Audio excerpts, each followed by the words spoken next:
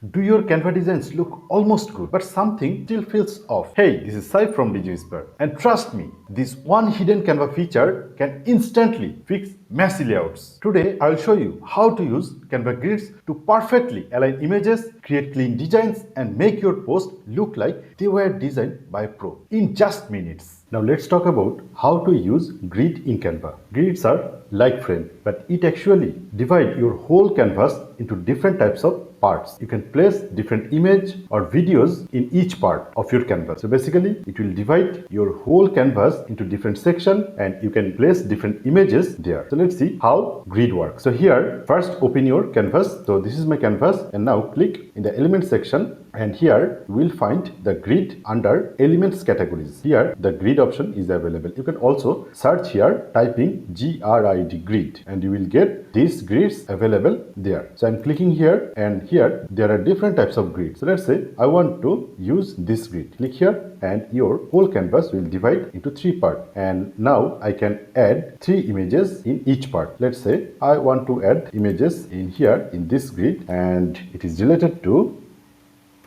old city and I need to get photos. So I'm clicking here and I want to place this photo here and I want to place this photo here in the second grid and I want to place this photo in the third section. Now I can adjust the photo position here. So let's see, this is the right position and now clicking done and now placing the second section's photo in the right place and done, and now placing the third photo sections in the right position. So let's say it is perfect. This way you can use grid. That's all for now. Make sure to check the pinned comment and video description for all the useful links and resources. And if you want more beginner friendly Canva tutorials like this, subscribe to the DigiWhisper channel.